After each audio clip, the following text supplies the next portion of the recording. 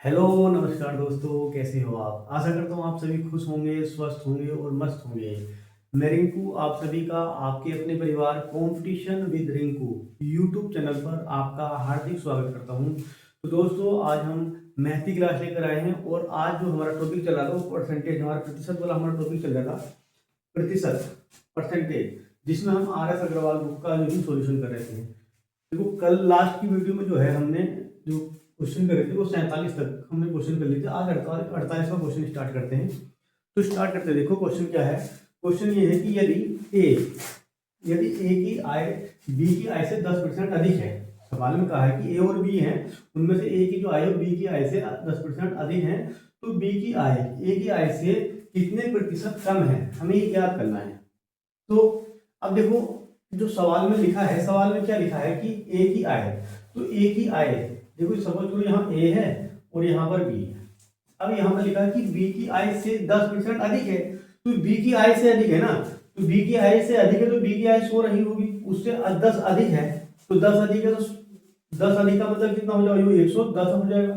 ए की जो आय है वो 110 होगी और उनकी 100 होगी। तो हमें निकालना है बी की आय। देखो, बी की जो आय है, मतलब बी की जो आय है वो ए की आय से कितना अधिक है, कितना कम है, तो कितने का अंतर आ रहा है, हम देखेंगे 10 का अंतर आ रहा है। इनमें जो है 10 का अंतर आ रहा है।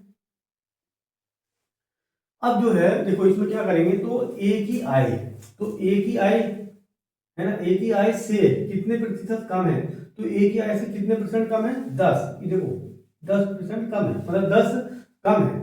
तो जो कम है, तो 10 तो कम है ना, तो हमें यहाँ लिखा 10 तो कम है भाई। किसकी आय से, ए की आय से। ए की आय कितनी दे रखी, देखो 10 कम है ना, इनका जो अंतर है 10 कम है। किसकी आय से, ए की आय से। ए की आय कितनी है, 110 है। अब क्या करेंगे, कितने प्रतिशत कम है, देखो प्रतिशत में बदलना है इसको। तो कोई वैल्यू है, यदि हमें प्रतिशत में बदलना है, उसकी गुणा 100 से कर देते हैं, इसकी 100 से हमने गुणा कर दी, वो बराबर कितना आ जाएगा, ये जो है ना। अब इसको कैलकुलेट करो, देखो 0 से हमने 0 काट दिया, तो ये हो गया हमारे पास 100/11। अब 100/11 का मान जो है कितना होता है, ठीक है, 100/11 का मान कितना हो जाएगा, या ऐसे करो, देखो 11 की 100 से डिवाइड कर दो, तो 11 9 99, 11 9 99 हो जाएगा, यहाँ एक आ जाएगा और एक यहाँ लिख देंगे 1/11। तो 11 से ही 1/9 जो कि ऑप्शन नंबर सी में दिया है, मतलब इसको हम क्या लिख सकते हैं, 9 से ही 1/11%, ये वैल्यू आ जाएगी हमारी। ठीक है, चलो अगला क्वेश्चन करते हैं।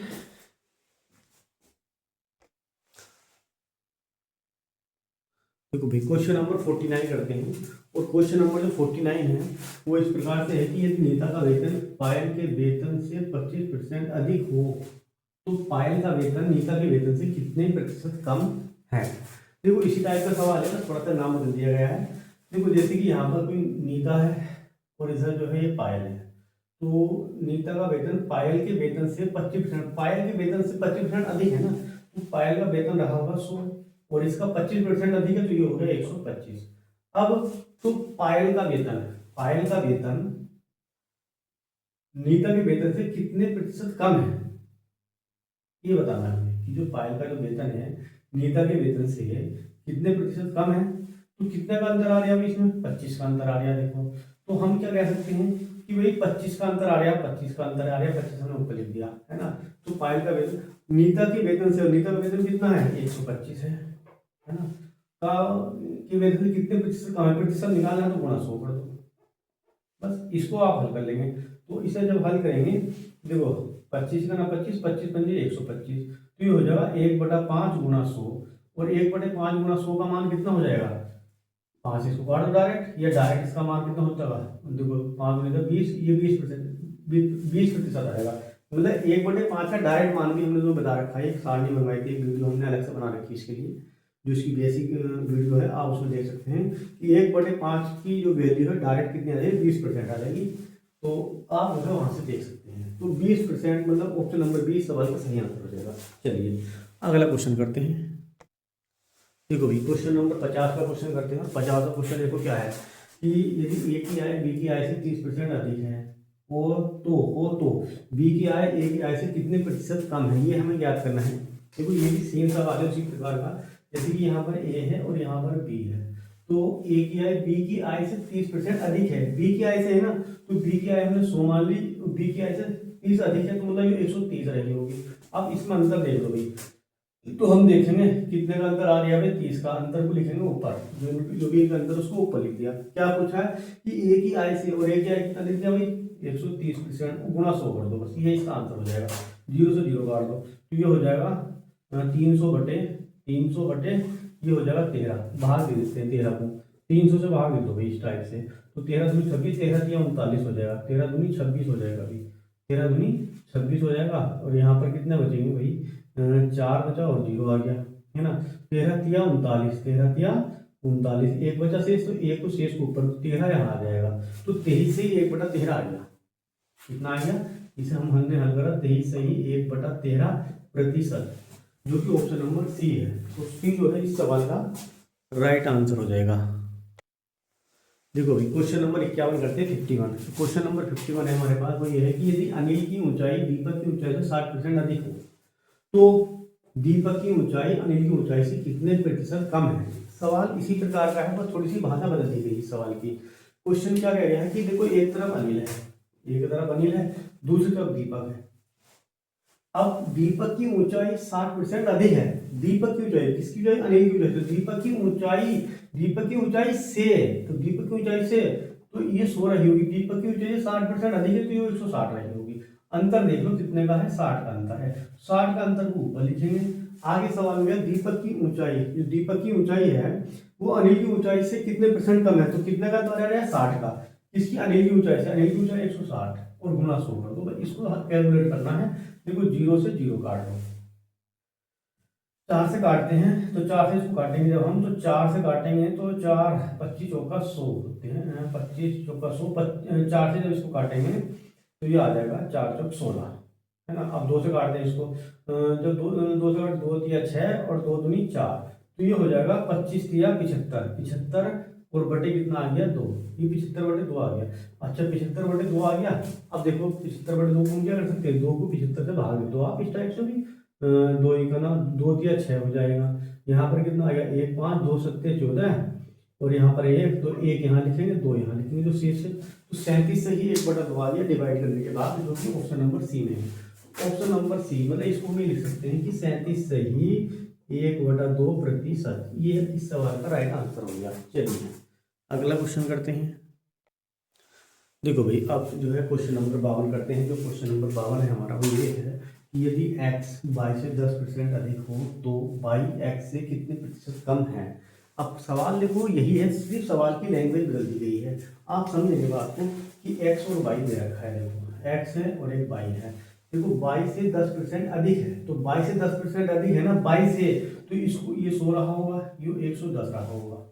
तो बाई एक्स से कितने अंतर देख लो, बस अंतर कितने का है, हम दे रहे हैं 10 का अंतर आ गया है, तो अंतर को रखेंगे ऊपर। अब क्या रहा है, एक्स से कितने %, एक्स कितना है 110 लिखा ना, एक्स से जिसके साथ से आएगा उसको नीचे लिखना है। ये लॉजिक ध्यान रखना, जिसके साथ से आएगा उसको नीचे रख दो और गुणा 100 कर दो कि प्रतिशत निकालना है, बस इसको ध्यान में रखना है। 0 से 0 काट देंगे, ये आ जाएगा 1/11 गुणा 100, इसकी वैल्यू कितनी होती है, तो इसको डायरेक्ट में ध्यान रखना, 9 से ही 1/11% इस सवाल का सही आंसर होगा, जो कि ऑप्शन नंबर 1। कैसा है वो भी समझ लो, अगर ऐसा समझ में नहीं आया है तो आप 11 को जो है 100 से डिवाइड कर सकते हैं, आंसर आ जाएगा। देखो 11 9 99, है ना, और यहाँ पर कितना आ जाएगा 1, और यहाँ पर जो है 1 ऊपर और 11 नीचे, इस टाइप से हम इसको लिख सकते हैं। चलिए अगला क्वेश्चन करते हैं।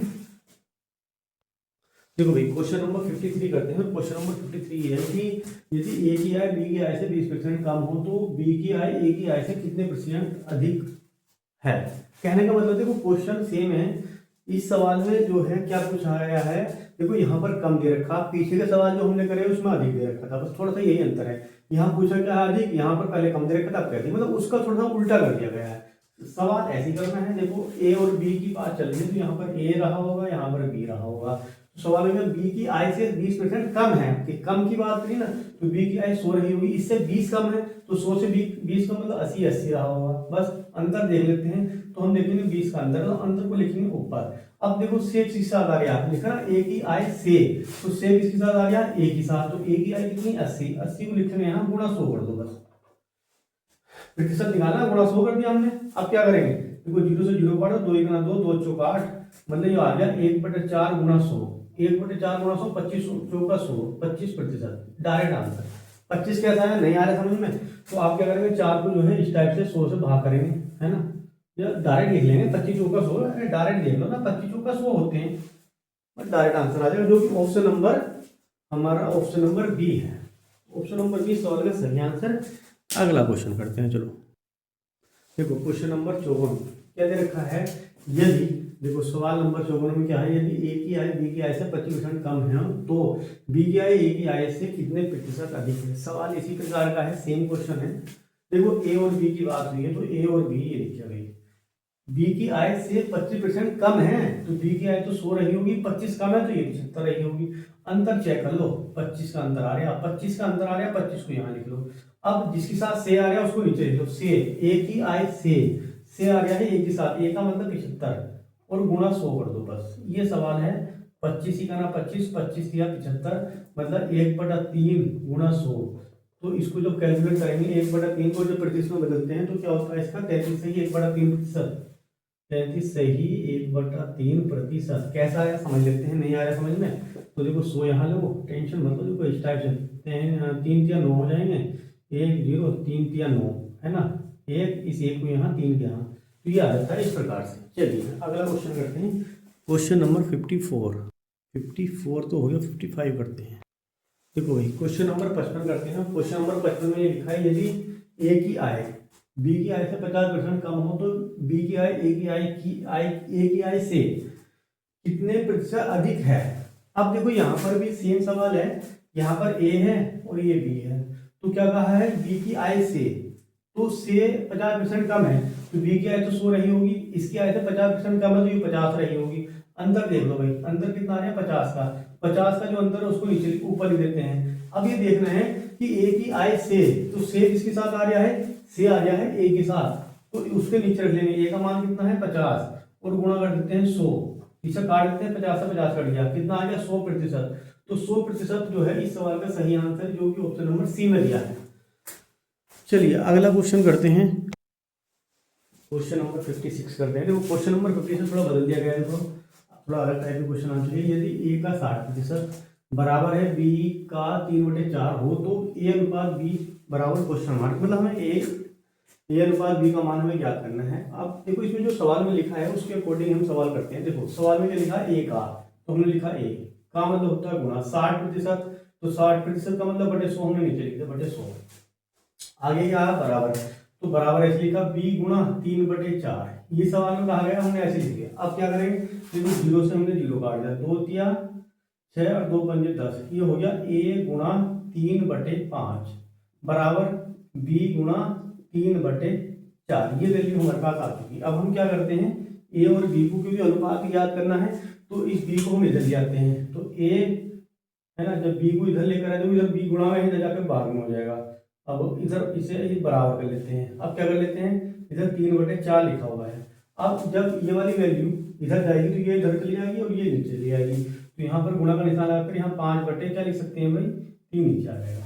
अब क्या होगा, देखो 3 से 3 कैंसिल हो जाएगा, 5 क्या बचा, ऊपर तो बचा 5, तो 5/4, मतलब इसे हम लिख सकते हैं कि a/b बराबर हो जाएगा 5:4, मतलब ये हो जाएगा 5:4 जो है इस सवाल का सही आंसर हो जाएगा, जो कि ऑप्शन नंबर डी है। ऑप्शन नंबर डी इस सवाल का सही आंसर हो जाएगा। अगला क्वेश्चन करते हैं, क्वेश्चन नंबर 57 करते हैं। देखो क्वेश्चन नंबर 57 क्या है कि 740 का 35% एक संख्या से 34 अधिक है। हमें दे दिया कि एक संख्या 34 अधिक है, इस संख्या का 2/5 कितना है, हमें ये याद करना है। अब देखो जो सवाल की लैंग्वेज उसके अकॉर्डिंग सवाल करते हैं। जैसे सवाल में लिखा 740 का, तो 740 का मतलब हो गया गुणा और 35% मतलब बटे 100, ये लिखा है। एक संख्या से, वो संख्या तो हमें पता ही नहीं है, तो वो संख्या हमने मान ली भाई वो संख्या x है, संख्या से वो संख्या x है, 40 अधिक है तो प्लस के हमने 40 कर दिया, कितना 40 नहीं सॉरी 34 अधिक है, तो यहाँ पर हमने कर दिया 34, ये 34 अधिक है और ये बराबर है। पहले इस संख्या को मान निकाल लेते हैं हम, 2/5 बाद में करेंगे अगला स्टेप, तो पहले इसको हम हल करते हैं। यहाँ से हमने क्या करा, देखो जीरो से हमने जीरो कैंसिल कर दिया, 5 सत्ते 35, 5 दूनी 10, 2 से इसको काटेंगे तो ये आ जाएगा 2 तिया 6 और 2 सत्ते जो 37 आ जाएगा, 37। तो इधर आ गया 37 गुणा 7 बराबर x प्लस के 34। अब क्या करेंगे, इसी गुणा करो, 7 सत्ते 49 का 9, हाथ से लगे 4, 7 या 21 और 4, 21 और 4 हो जाएंगे 25 का 5, हाथ से लगे 2, ये हो जाएंगे बराबर x प्लस के 34। अब हमने x देखो 34 इधर लिया माइनस का हो जाएगा, तो 259 और ये हो जाएगा माइनस के 34 बराबर x। ये वैल्यू आ गई। यहाँ से हमको संख्या मिल जाएगी, x कितना आ जाएगा, देखो यहाँ पर आ जाएगा 34, तो यहाँ पर कितना बचेगा 9, यहाँ पर आ जाएगा 5 3 2 और 2, 225 बराबर x आ गया। अभी तो x का मान आया, हमें x का मान ही निकालना। सवाल में क्या कहा है कि संख्या क्या है x, और x का मान कितना आया है, x का मान आया है 225। अरे देखो संख्या मतलब x का 2/5, तो x मतलब क्या हुआ, संख्या कितनी है 225, तो 225 गुणा 2/5, इसको हल करना हमें। तो इसका आंसर हमें बताना है। देखो 5 से इसको काट दो, 5 चौक 20 और 5 पंजे 25, और ये आ जाएगा, तो जो संख्या है हमारे पास वो ये आएगी, है ना। तो 45 दूनी 90, ये आ जाएगा 45 गुणा 2 बराबर 90, जो कि हमारा ऑप्शन नंबर इस सवाल का क्या है, बी, इस सवाल का करेक्ट आंसर है। चलिए अगला क्वेश्चन करते हैं। चलिए क्वेश्चन नंबर 58 करते हैं। देखो क्वेश्चन नंबर 58 क्या है हमारा, ये है कि किसी वस्तु की 10% तथा फिर 10% की 2 क्रमवार मूल्य वृद्धि की एकमात्र मूल्य वृद्धि के समतुल्य हमें ज्ञात करना है। मतलब ये कोई भी हमारे पास वस्तु है, ठीक है, और उसकी जो है 2 बार वृद्धि होगी, क्रम से उसकी 2 बार क्या होगी, वृद्धि होगी। तो हमें क्या निकालना है, उसका मूल्य वृद्धि बतानी, टोटल मूल्य वृद्धि कितनी हुई है। तो देखो इसका क्या तरीका होता है, देखो कोई वैल्यू हमारे पास 100 है ना, 100 रुपये की वैल्यू थी, मतलब कोई वैल्यू अपने आप में 100% होती, 100 रुपये की वैल्यू थी, उसमें पहली जो है पहला डिस्काउंट कितना हुआ 10% का, तो ये 110 का हो गया। फिर दोबारा से 10% की वृद्धि हुई, तो ये फिर दोबारा से 110 का हो गया, ठीक है ना। अब यहाँ पर देखो क्योंकि ये प्रतिशत है ना, तो इसके बटे भी 100 हुआ, क्योंकि 10% बढ़ने का मतलब क्या हुआ, और इसके बटे भी 100 हुआ, है ना। 10% बढ़ा तो 110%, प्रतिशत का मतलब बटे 100, इसमें भी 110% हो गया, बटे 100 कर दिया। अब इसको आगे देखो हल कर लेते हैं। अब हमने क्या करा, देखो भी ये वाले दोनों जीरो इससे कट गए, अब क्या होगा, इन 2 जीरो से ये 2 जीरो कट गया। अब क्या हुआ, 11 गुणा 11 का मतलब हो गया 11 का वर्ग 121, ये 121 हो गया। अब देखो कोई वैल्यू जो थी शुरू में कितने रुपए की थी, 100 रुपए की थी, है ना। शुरू में जो है देखो कोई वैल्यू 100 रुपए की थी, अब जो है 121 की होगी, तो कितने का अंतर आ गया, 100 में 100 है और यहाँ 121 की है, तो अंतर कितने का है, 21 का अंतर आ गया है ना। तो 21 का जो अंतर है, तो वो क्या है, उसकी समतुल्य वृद्धि होगी। तो 21% जो है इसमें क्या होगी, है वृद्धि होगी इसकी।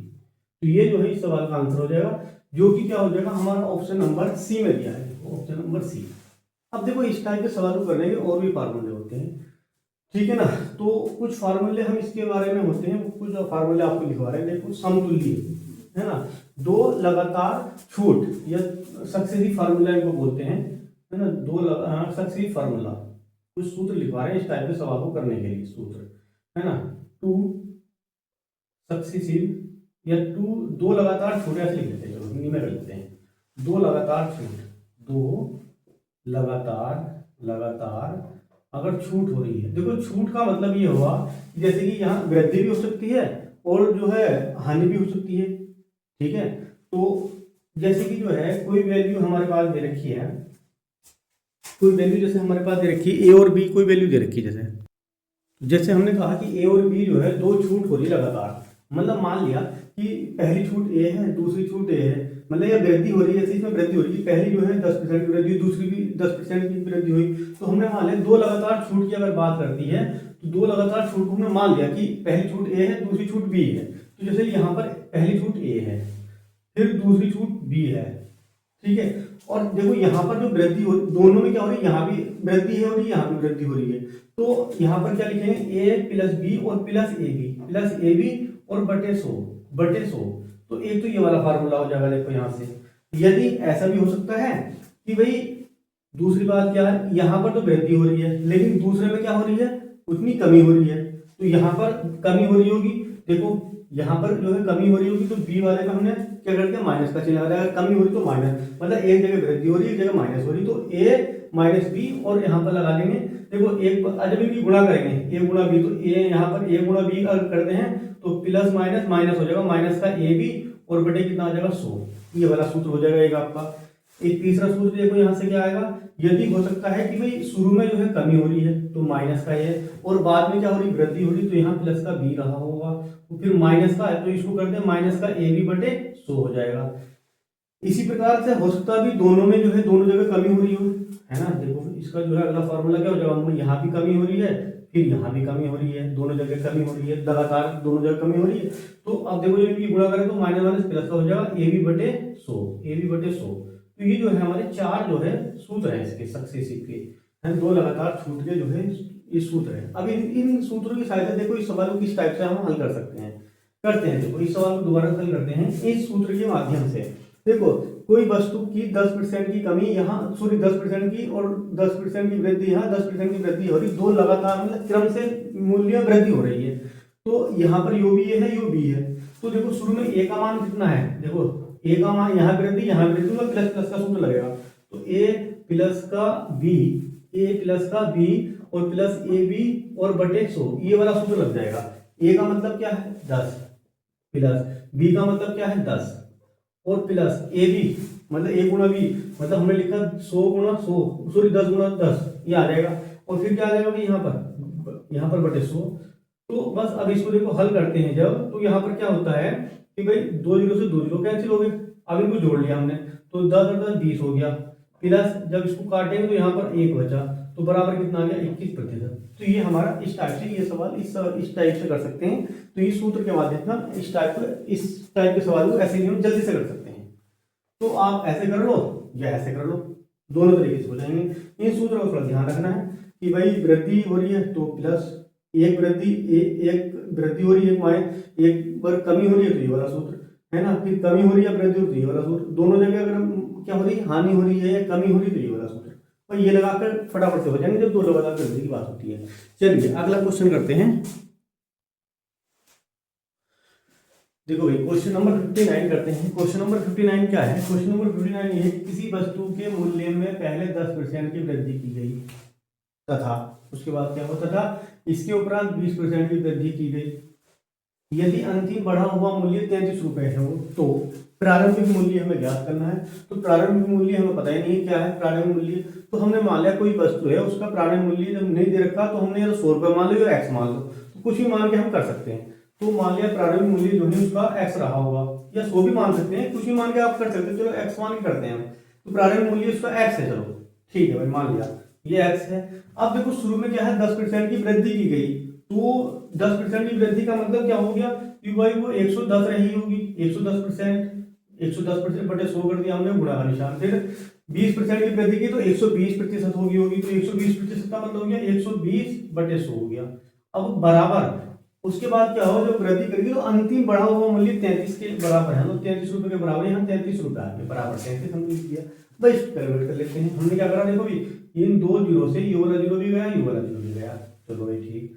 अब क्या करा देखो 11 का ना 11 दिया 33, अच्छा चलो भाई ठीक है। अब देखो 3 से 3 ही करा 3 और 3 से काटेंगे 3 से काटेंगे तो कितना आ जाएगा 3 चौक 12। अब क्या बचा हमारे पास 4 से इसको काटेंगे तो 4 ही का ना 4 और 4 से काटेंगे 25 चौका 100, तो यहाँ 25 आ जाएगा।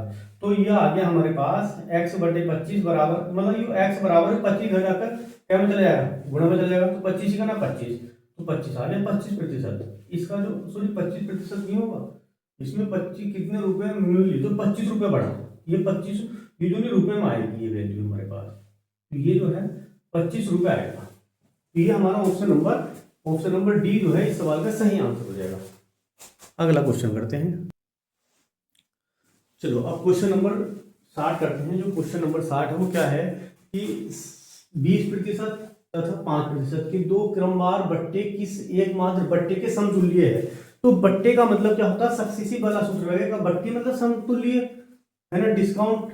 देखो बट्टे का मतलब क्या होता है, बट्टे का मतलब छूट और छूट का मतलब कमी, कमी का मतलब माइनस कर रहे हैं दो बार, तो यहाँ पर या तो जो है तो हमने अभी फार्मूला लिखा है सक्सीसिव वाले जो 4 सूत्र लिखा थे उससे कर लो, या दूसरे तरीके से कर सकते हैं, डायरेक्ट भी कर सकते हैं। तो हम जो है अगर सूत्र के हिसाब से करें तो बट्टे की बात हो रही, बट्टे का मतलब होता है छूट, छूट का मतलब डिस्काउंट, डिस्काउंट मतलब कमी, तो बट्टे का मतलब यहाँ कमी से है। तो पहले जैसे कि ए था तो ए में 20% की कमी, माइनस का बी, यहाँ पर 20% की कमी, फिर यहाँ पर हो जाएगा माइनस में प्लस के ए बी बटे 100, ये वाला सूत्र लग जाएगा इसमें, ठीक है। तो यहाँ पर देखो शुरू में 20% की छूट दी गई तो माइनस का 20 हो गया, फिर माइनस का 5% की छूट दी तो माइनस का 5 हो गया, प्लस माइनस माइनस प्लस हो जाएगा, तो 20 गुणा के 5 और बटे कितना आ जाएगा 100, ये हो जाएगा। इसको आप हल कर लेते हैं, तो हल कर रहे हैं तो हम क्या देखेंगे भाई, देखो 0 से 0 काटो, है ना, अब 5 दूनी 10 और ये इससे कट गया, तो यहाँ पर हम ये देखेंगे कि कितना हो गया भाई, जब इनको जोड़ेंगे तो ये माइनस के 25 और प्लस का 1 हो गया, यहाँ तो एक ही बचा, तो ये कितना आ जाएगा बराबर 25, देखो भाई ये है ना, ये बराबर इसमें से घटाएंगे तो माइनस के 24%, तो माइनस के 24%, तो माइनस का मतलब छूट है, इस माइनस से क्या पता चल जाएगा कि वो छूट हो रही है, समतुल्य बट एकमात्र बट्टे के बट्टे बट्टे में छूट के समतुल्य है, तो 24% की छूट आ रही है, 24 छूट माइनस से पता चलेगा छूट हो रही 24% की, तो ये हमारा ऑप्शन नंबर इस सवाल का हो जाएगा बी सही, तो बी जो है इस सवाल का राइट जवाब हो जाएगा।